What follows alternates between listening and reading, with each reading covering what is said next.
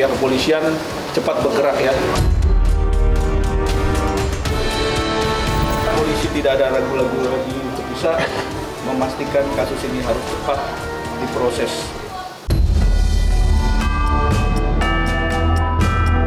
Saya sampaikan bahwa benar Nikita telah melakukan laporan polisi.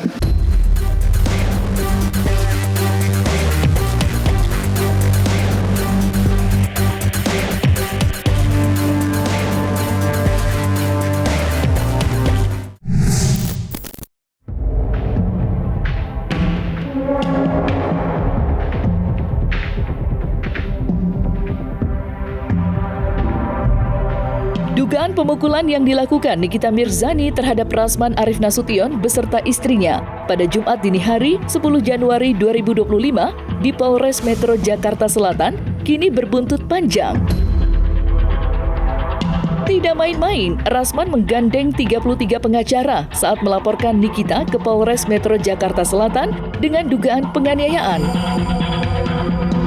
Konflik panas yang terjadi antara Rasman dan Nikita hingga terjadi insiden pemukulan bermula dari kabar kaburnya Laura Mezzani dari Safe House.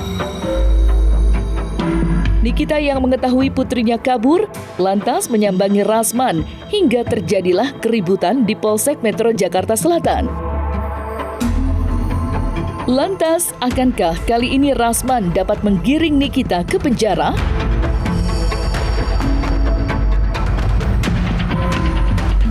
Dan saya minta kepada siapapun jangan coba-coba intervensi perkara ini. Karena perkara ini sudah diketahui oleh publik. Ya, jelas-jelas yang mukul siapa, kemudian dia juga sudah mengaku ya di sosial media, berarti buktinya jelas. Jadi CCTV juga sudah dilihat oleh penyidik. Oke, sudah dilihat oleh penyidik dan jelas itu. Mukulnya itu jelas gitu.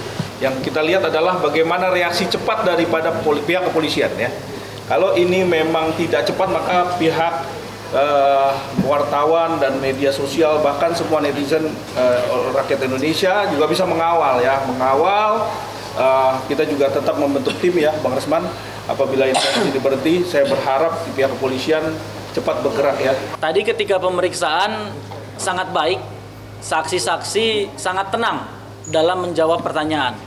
Karena memang saksi yang kami hadirkan, yang dihadirkan oleh Pak Rasman adalah saksi fakta semuanya. Ini bukan saksi fakta omon-omon. Bukan saksi fakta yang seperti pengacara sebelah bilang, saya mohon maaf sebut nama Bang Fahmi Bahmid, terkait dengan kasus Fadel kan selalu mengatakan bahwa saksi kami inilah saksi fakta gitu. Saksi kunci, saksi penting gitu. Tapi kepentingannya apa? Kabur dia. Keterangannya apa? Kabur dia semuanya gitu. Dia tidak melihat kejadian. Tapi kalau saksi yang kami hadirkan hari ini benar-benar saksi yang melihat secara langsung kejadiannya. Bahkan para saksi ini terekam juga di dalam CCTV. Gitu. Jadi sangat kuat sekali. Di depan mata kejadiannya, 1 meter jaraknya gitu. Karena fakta bukti yang tadi disampaikan sudah semua ya, sudah sesuai dengan KUHP pasal 184. Menyatakan bahwa semua alat bukti yang sudah disampaikan sudah cukup, maka polisi tidak ada ragu-ragu lagi untuk bisa memastikan kasus ini harus cepat diproses. Dugaan pemukulan yang dilakukan Nikita terhadap Rasman hingga menyebabkan dahi kiri pengacara senior itu berdarah, sontak saja menuai beragam komentar. Tidak sedikit yang menyayangkan tindakan brutal Nikita. Lantas, seperti apa kronologis kejadian yang sebenarnya?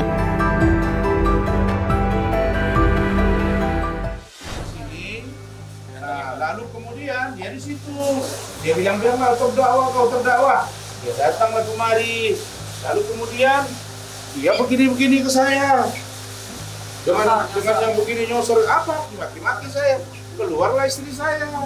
Terus saya bilang, kau kenapa? Pukul kepala saya, langsung dorong. Ya itulah kejadiannya. Jadi saya kira di situ dia itu ada fakta hukum semua, nggak bisa lagi dia menghindar. Apalagi dia udah mengakui gitu. Jadi Saya nggak ngerti apa orang ini sehat atau nggak sehat, tapi yang pasti nanti kalau udah diproses kan akan ketahuan ini sehat apa enggak atau pura-pura. Nah, jadi kepada teman-teman wartawan saya minta untuk dikawal. Perkara ini kawal sampai nanti penetapan tersangka. Justru saya dianiaya di kantor polisi dan seharusnya juga di situ saya aman, tapi justru tidak aman. Begitu juga dengan saya dalam rangka membawa Loli yang melarikan diri untuk menyerahkan ke polisi, bukan saya sembunyikan. Jadi saya minta tegakkan hukum, buktinya sudah ada, visum ada, video ada, jadi tidak ada dasar untuk yang bersangkutan ini untuk tidak tersangka dan diproses secara hukum, supaya tidak terjadi lagi kesombongan-kesombongan seperti ini. Begitu, itu sudah diakui juga oleh yang bersangkutan bahwa dia mengatakan bukan saja pantas untuk itu dalam terminologi bahasa Indonesia kan pukul ya. Nah, dan bukan saja pantas untuk itu, tapi pantas untuk di.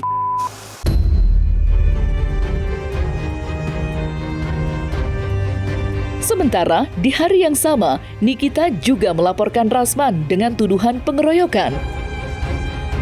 Bahkan untuk memperkuat laporan yang dibuatnya, Nikita sudah melakukan visum sebagai bukti jika dirinya lah yang menjadi korban pengeroyokan yang diduga dilakukan oleh Rasman dan istrinya. Atas hal itulah, melalui kuasa hukumnya Fahmi Bahmid, Nikita melaporkan Rasman. Dan berikut pembelaan Fahmi Bahmid selaku kuasa hukum Nikita atas dugaan kekerasan yang dilakukan Rasman terhadap Nikita belum lama ini. Saya sampaikan bahwa benar Nikita telah melakukan laporan polisi. Nikita lapor karena dia dikeroyok. Seorang wanita, seorang single parent, punya anak 3, sendirian dia dikeroyok oleh lebih dari 1 orang. Sehingga Niki melaporkan dugaan penganiayaan dan pengeroyokan di Polres Metro Jakarta Selatan. Kejadiannya ada di sebelah. Jadi betul Nikita lapor sebagaimana yang Ibu Humas sampaikan. Jadi lapor adanya pengeroyokan, seorang wanita dikeroyok. Dugaan tindak pidana, ada memar, ada benjol dan sebagainya. Terlapor berapa orang, Bang? 2 orang, Inisialnya, Bang? RAN dan AS. Ya, mereka saling, yang jelas Nikita sebagai seorang perempuan mempertahankan dirinya karena dia merasa ada sesuatu sehingga dia melawan. Jadi Niki adalah membela diri sebagai seorang perempuan, tiba-tiba ada persoalan dengan seorang laki-laki dan seorang wanita. Pasalnya yang dilaporkan 170 adalah pasal pengeroyokan. Nah, saksi yang bukti yang paling itu CCTV ada. Semua sangat jelas terlihat. Jadi buat kau NM silakan kau berhalusinasi ya, silakan ya. Dengan menuduh kami mengeroyok, nah, silahkan kau berhalusinasi.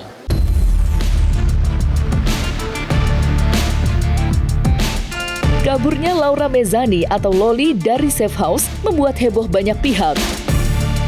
Dan yang mengejutkan, Loli mendatangi kantor kediaman Rasman dan mendadak meminta untuk mengadopsinya sebagai anak. Permintaan Loli pun disanggupi Rasman. Kaburnya Loli dan bagaimana gadis remaja itu seperti tidak mengakui lagi Nikita sebagai ibunya membuat netizen geleng-geleng kepala. Ya, bagaimana bisa seorang ibu yang sudah melahirkan dan merawatnya justru tidak dicintainya, bahkan dibenci dan dimusuhinya? Maka, seperti inilah tanggapan warganet atas sikap Loli yang dianggap tidak tahu diri.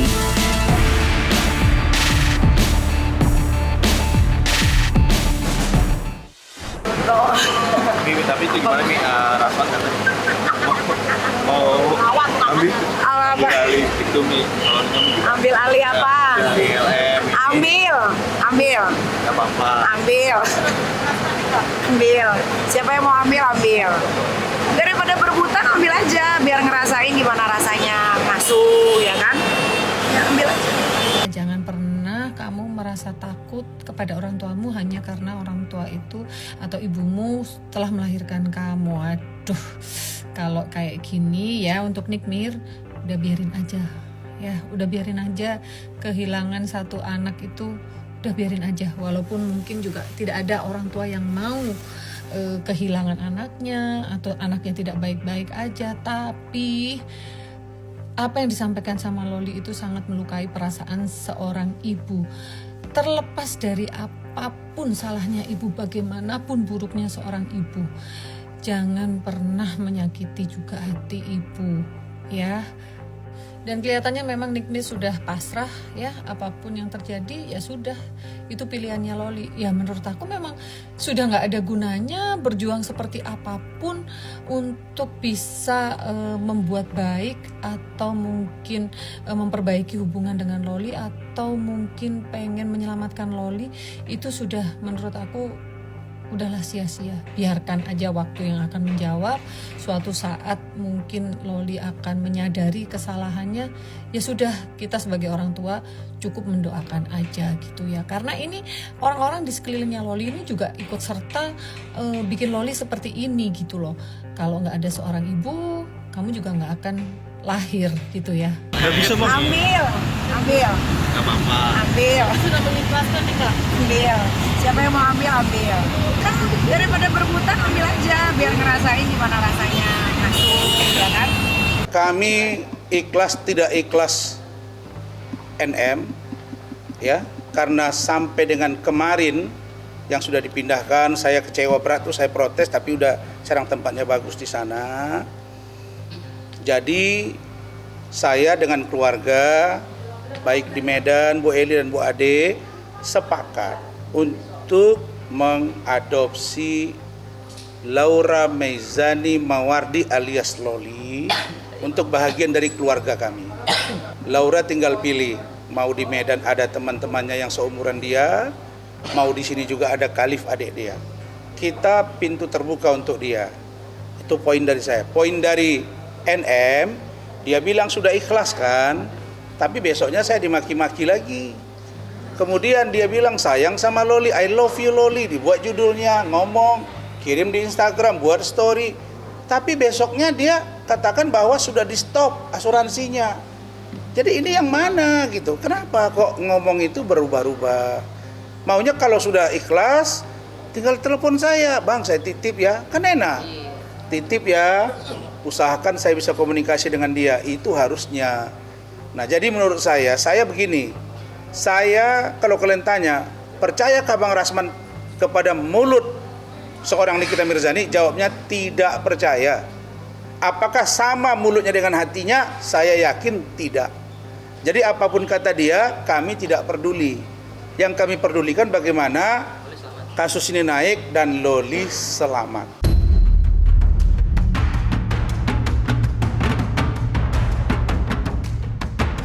Nah, selesai sudah Cumi Lovers, saksikan terus Cumi Camp In-Depth, kabar lengkap, mendalam, dan akurat dari narasumber terpercaya. Dan jangan lupa untuk like, subscribe, dan juga share channel YouTube Cumi Cumi.